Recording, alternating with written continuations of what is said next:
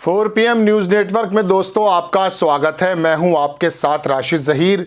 24 घंटे मीडिया आपको ये बताता है कि इंडिया गठबंधन में कौन सा व्यक्ति छोड़ करके भाग गया, और इसमें कोई दो राय भी नहीं है। नीतीश कुमार हो, जयंत चौधरी हो, बहुत सारे लोग ऐसे आप बता सकते हैं, अशोक चौहान हो, इंडिविजुअली भी और पार्टियां भी इंडिया गठबंधन के साथ जैसे नज़र आ रही थी पहले, बीच में छोड़कर भी गई हैं। लेकिन राहुल गांधी की 16 तारीख की यात्रा का समापन मुंबई में जब हुआ तो एक ऐसा तस्वीर सामने आई जो आपको गोदी मीडिया, मेन स्ट्रीम मीडिया नहीं बताता। इधर नरेंद्र मोदी और भारतीय जनता पार्टी की सरकार तमाम काविशें करती है, कोशिशें करती है कि ये बताकर चले आपको कि एनडीए कितना मजबूत हो रहा है, और आपके सामने कैसा परसेप्शन वाकई उन्होंने रख भी दिया है। लेकिन आप थोड़ा सा हकीकत से परे हैं, क्योंकि मेन स्ट्रीम मीडिया ने ये जो आपको बताया है कि नरेंद्र मोदी और तमाम उनके जितने भी कारिंदे हैं जो एनडीए को बड़ा मजबूत बताते हैं और 400 सीटें पार होती हुई आपको दिखाई देते हैं। गोया के 2014 में जो 15 लाख या 2 करोड़ नौकरी की बात थी, इस तरह का जुमला आप इस तरह से मानेंगे अगर आप मेरी 3 से 4 मिनट बात सुनते रहे। नरेंद्र मोदी और पूरा संगठन इस बात पे जहां अड़ा हुआ है और गोदी मीडिया तमाम लोगों के जरिए आपको ये बात दर्शा रहा है जो मैंने आपसे कही, वहीं एक आदमी कोई मीटिंग भी नहीं कर रहा था, सड़क पर चल रहा था, गांवों में लोगों के दुख दर्द बांट रहा था।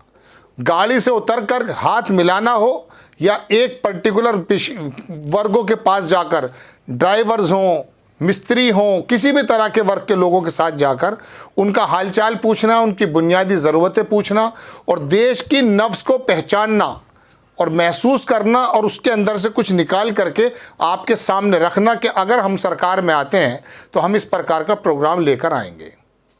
उस आदमी का नाम है राहुल गांधी। 16 तारीख यानी कि कल जब समापन हुआ उसकी दूसरी उस यात्रा का, जो ये बड़े बड़े नेता सोच भी नहीं सकते।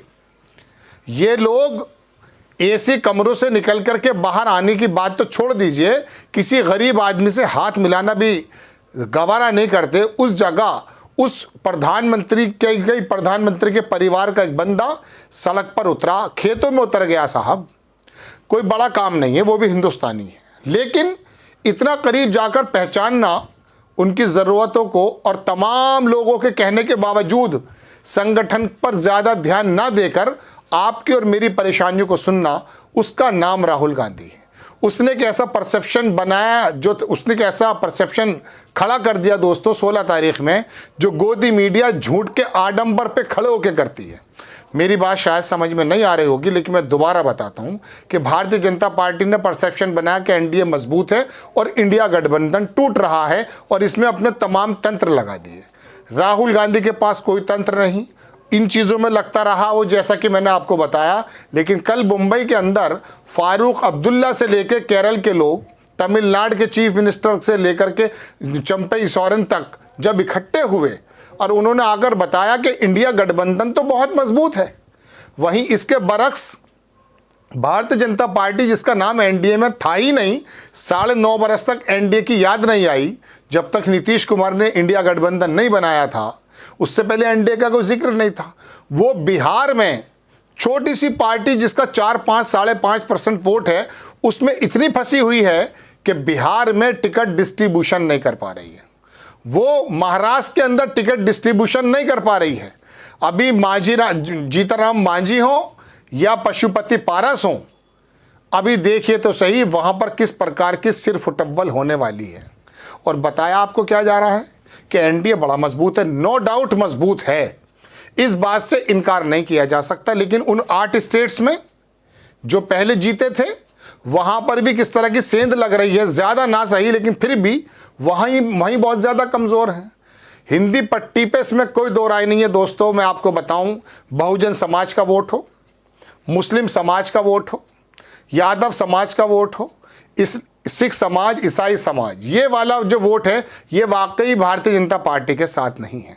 लेकिन भोले भाले लोगों को जिस तरह से फुसलाने का काम किया है भारतीय जनता पार्टी ने बीते कुछ सालों से, उसमें ओबीसी का एक बड़ा वर्ग भारतीय जनता पार्टी के साथ है, चूंकि वहाँ पर भी इन्होंने निषाद हों, पटेल हों, वहाँ अमित शाह ने अपनी नो डाउट चाणक्यपन से कहूँ या चाणक्य नीति से कहूँ, उनको धर्म के उस लबादे में लपेट करके हिंदू बना दिया है। और हिंदू भी भारतीय जनता पार्टी वाला हिंदू, तो उसके अंदर बड़ा वर्ग भारतीय जनता पार्टी के साथ है। और अपर समाज की मैं बराबर आपसे बात करता हूँ, वो तो 30, 35, 40 सालों से ही जनसंघ के साथ रहा है। हाँ, उसके अंदर पंडित समाज था जो कांग्रेस की तरफ था, लेकिन पीछे 10 सालों के अंदर वो भी खिसक करके भारतीय जनता पार्टी पर आ गया।